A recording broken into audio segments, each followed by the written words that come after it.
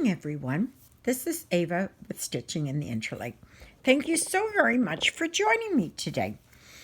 As you can see, I am back working on Father Christmas. And I have finished up here now of that number 415.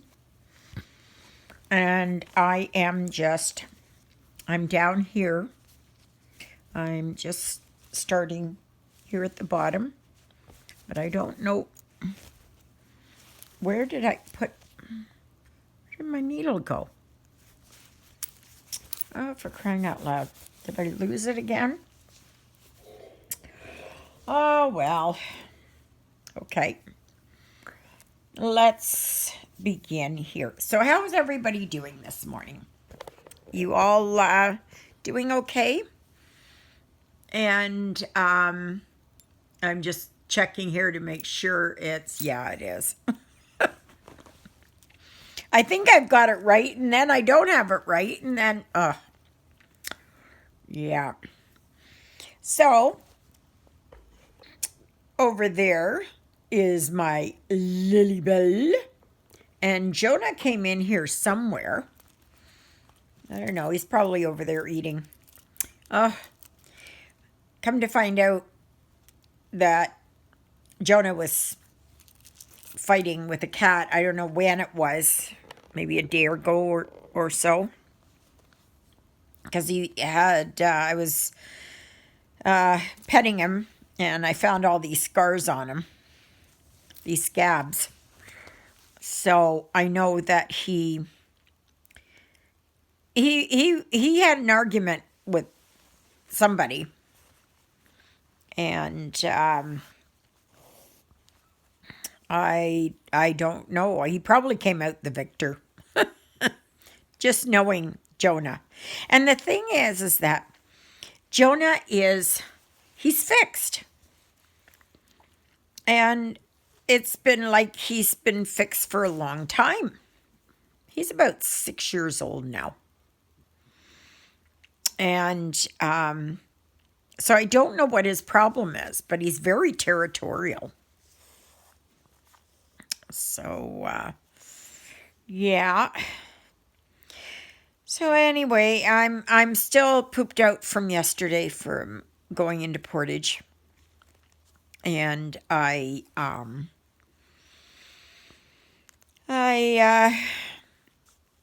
was pretty exhausted by the afternoon, but I stayed up and awake, and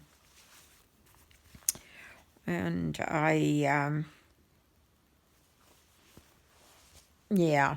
This morning yesterday it was that I had decided I had enough of my bed, my sheets. I am going to change them. So that's what I did this morning. I pulled off my sheets. Now, I don't know, does anybody else, I was talking with Juliet this morning, and does anybody else not put the top sheet on their bed? I had it. I always had a top sheet because I was thinking, oh, yeah. But you know what? After a couple of days of sleeping, that top sheet ends up at the bottom of my bed. And also, I have my feet wrapped up in it. So if I have to get up, I do have to get up, but my feet are my legs are all entwined in it. And so anyway, I've just been using my comforter as my top sheet. Now, I may go back and try it again, but I don't know. I don't know if I've got restless leg syndrome. Yeah, I'm not really sure. I'm not really sure. So, well, I see who decided to join us there. Yeah. He's my protector. He protects this property. I wonder what he's going to do when I move. So I've kind of narrowed it down now. Sorry. But I think I am moving the beginning of January. Because there's holidays and everything else, I'll see about moving the first week of January. Because kitchen cupboards are supposed to be in around the 20th of December. And of course, with everything happening over Christmas, I don't know, exactly when I can move in. But I'm thinking 2nd of January, 3rd of January. I don't know. One of those days.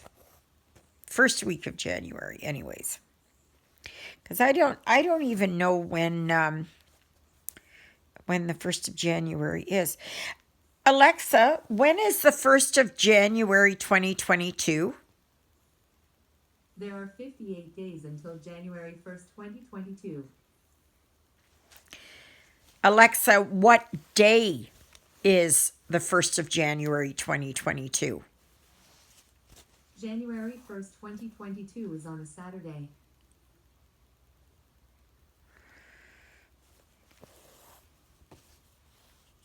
Okay, so probably the Monday I'll move. So that's the 3rd.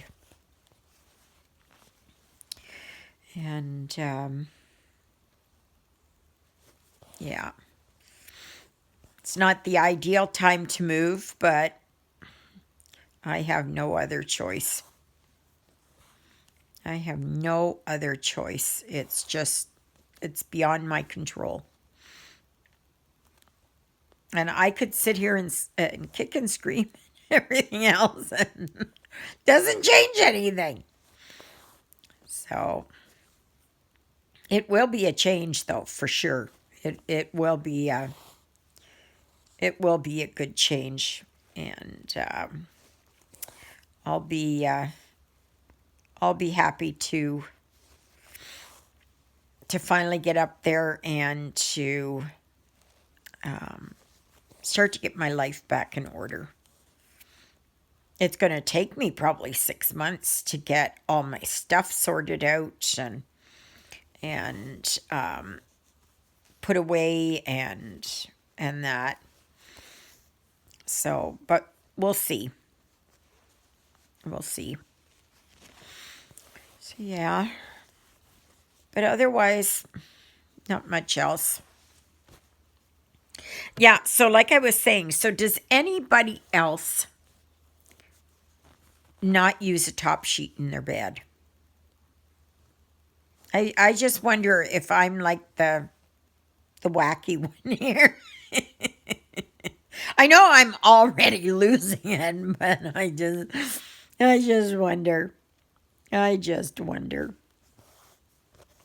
And yeah, because I do. I don't do things in the normal way. So, just a minute here. Let's bring you down a little bit more. See if I can do that. And so yeah. I might put my top sheet on and just see what happens now. But I don't know. I don't know. So, oh, I do have a phone appointment with my doctor on the 16th of November at 2:15. So, which is good. I think that's good and that I don't have to drive in. But I know I should add that probably the Wednesday, the next day, I am I have to go in and get my meds anyways. So, yeah. So it's hard to believe next month is already Christmas. Like, oh my gosh. It's just flown. Has absolutely flown by this year. But I knew it would. I knew it would. You know, just based on last year, how fast it went. I know some people think it went really slowly. And I know a lot of people thought, oh, once we get into 2021, this COVID stuff will be over and done with. And I kept saying, nope, it won't. There was somebody on one of my groups that I follow who had asked if anybody else had found that grocery shelves were getting empty, that there were empty gaps in the in the shelves. And I told you yesterday that when I went shopping, I had to buy cat food at Canadian Tire. So I went there. They had the food there that Lilybell eats, but Jonah's cat food, and he basically he eats anything. And so I bought him Friskies, but they only had like the smaller bags. I don't know, what is it, 5 kg bags, not the great big bags. But yeah, he was getting to the end of his old big bag. I think I got that at Walmart. But I haven't been to Walmart in several months. So I don't know what their shelves look like. But yeah, it's a happening. So she wanted to know this, and so I directed her towards, several prepping sites. There's Canadian Prepper, City Prepper, Alaskan Prepper, Ice Age Farmer, EEARTS. That's a good one. Marfoogle News is good to watch too. I don't know. Can't think of anybody else. But if you go on those places, they talk about how there seems to be a shortage of all kinds of food products or other products. And I know even when I was there at Dollarama, there were some sections that were pretty bare. And you know what they do there to prevent you thinking that the store shelves are empty is that they will space out things. And they'll just only have one row.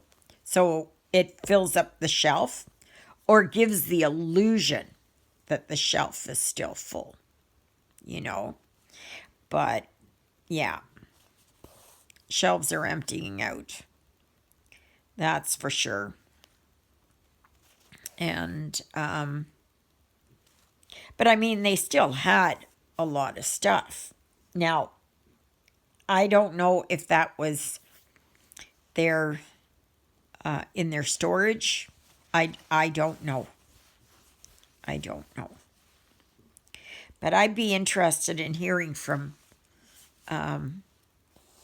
you all as to what you found on yours. But I would recommend Canadian Prepper. He's very good. Looks like Vin Diesel, too. He even did one video the other day. I don't know, it was 3 days ago, 4 days ago, maybe a little bit longer. Anyways, he said how people would compare him to Vin Diesel. And he does look like him. That's what I thought at first. I thought before I even knew anything, I thought he was Vin Diesel. But he even had the glasses and everything. But yeah, it's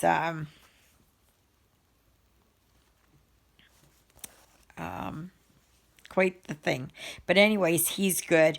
I mean, there are more preppers out of there, that are on YouTube. You just got to find the ones that, maybe for your area, because it would, because then you know what's happening, and what, food storage and all that you need. I haven't yet found a Manitoban prepper. So I would be kind of interested in knowing, are there any? I'll have to take a look. There's someone from, especially rural Manitoba, to see, what's happening. And that, because there's no sense in having a prepper from, say, California or Florida, where it doesn't get cold. You need somebody from your area. Like, what would you do if the heating went out? How would you heat your house? And they do have these flower pot terracotta heaters that you can make pretty cheaply. And I think when I do go, no, I can't then. I'll have to wait for another couple of weeks there, or a week, and go to MCC and see if I can find some terracotta planters. And you just make it, and you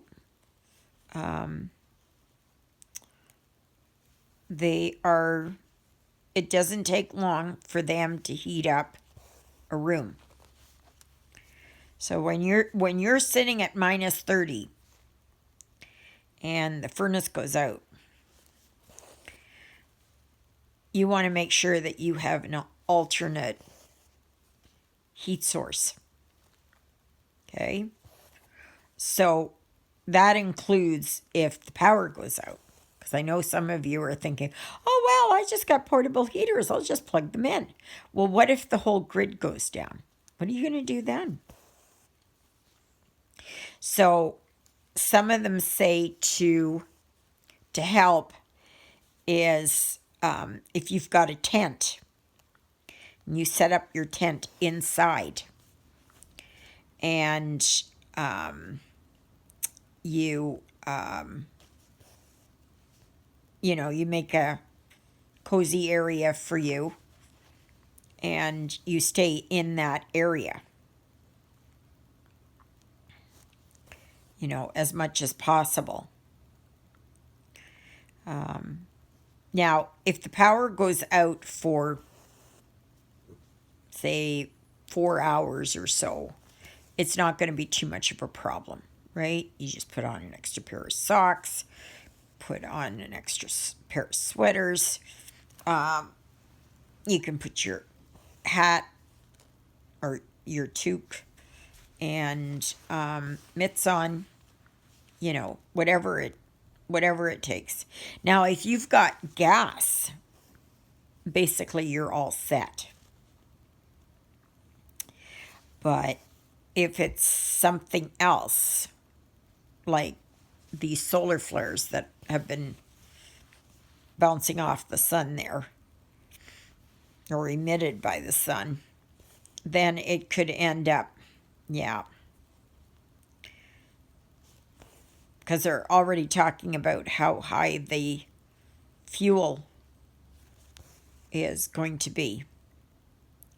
And I'm so glad here that at least I've got an electric furnace. It's not the best, but if you're blessed to have a wood furnace, wow, and a good supply of wood, then you're all set. And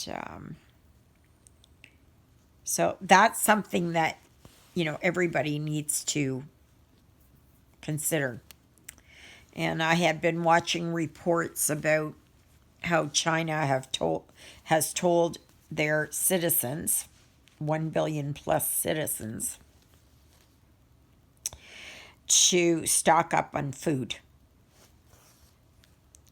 That to get what you need, because it was going to be a harsh winter. And I don't know what they have in mind. I don't know. Some people are saying it was taken out of context, that they didn't mean it in that way, that there was going to be like a grid down situation, or there was going to be a food supply issue or something. But yeah, it's you should always have extra, always have extra foodstuffs, water supply, get a couple of jugs, the bigger jugs. You can even buy those kind of plasticky kind that you just lift and they're collapsible and that, like, you can get those. And they hold, like, I don't know, 25 liters or so. And, they're basically used for camping. But, yeah. So, it's just good to have another, an alternative heat source. Yeah. Do you have anything that's solar powered?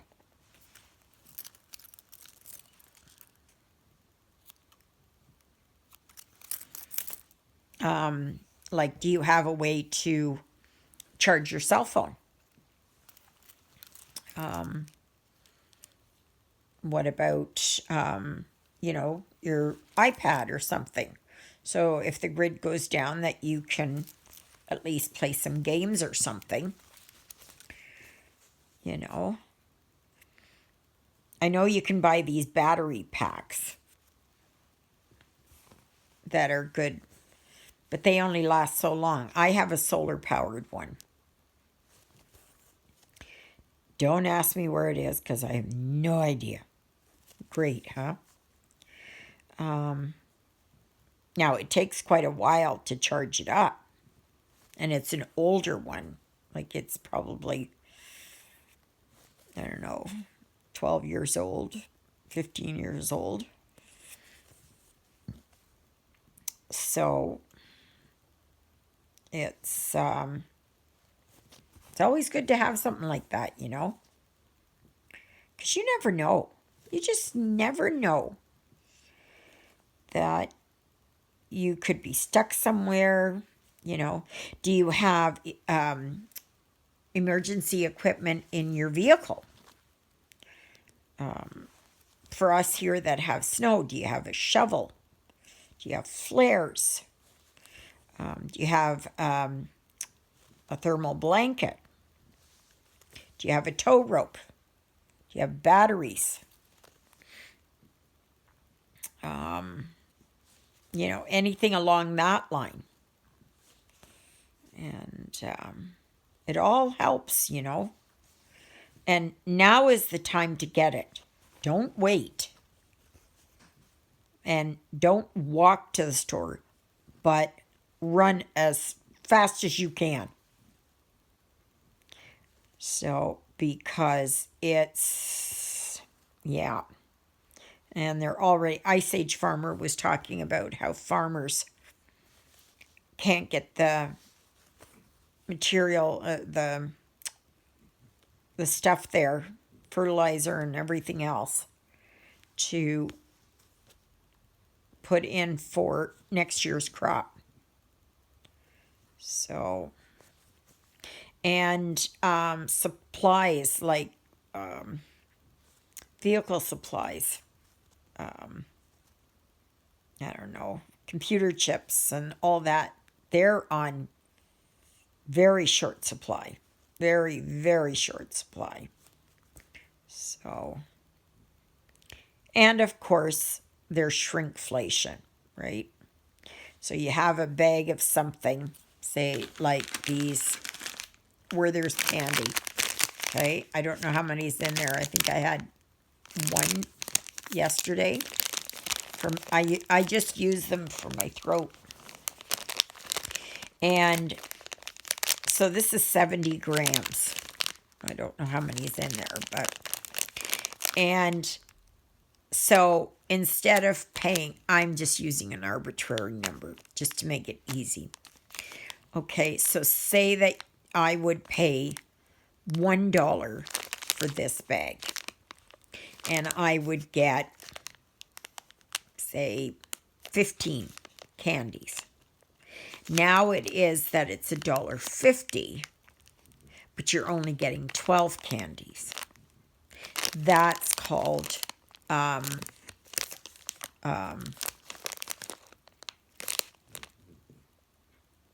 what did I just say? Whatever it was that I was just talking about. Shrinkflation. That's the word. And so you're getting less, but you're paying more money for less. So, yeah. So anyways, well, I guess that's about it. So if you're just passing through, thank you very much for stopping in and spending some time with me. And my turds over here, Lilybell and Jonah. Yeah. So those are my sidekicks. Yeah. So I'm going to continue working on this. I have to go downstairs and get my comforter, and I may hang it up downstairs to dry instead of putting it in the dryer. And I think that there's enough heat downstairs. So, like I said, if you're just passing through, thank you for stopping in. If you like what you see, please consider subscribing and giving me a thumbs up. And if you really, really, really like what you see, please bring your friends in, because we're just one big happy family here. And I talk about anything and everything. I don't just do cross stitch, but I also do diamond painting, and I also do journaling and stickers and, you know, and that kind of stuff. So, and so I guess that's it. So it's hard to believe tomorrow's Friday already. Like, unbelievable. Where did this week go? Where did this week go? So anyway, okay, peeps. May you be happy, may you be healthy, may you be well. May God bless you this day and every day. May you have a wonderful rest of your day here. And I pray that you will all join me tomorrow. And if you have any questions, put them down below. I'd be happy to answer them if I'm able to. And yeah, so that's about it. I'm just going to continue working down here and watch some TV, I guess. And that's it. Finish my laundry, finish my bed. And that. So, all right. I guess I will see you tomorrow. Bye, everyone. God bless you. Just a minute.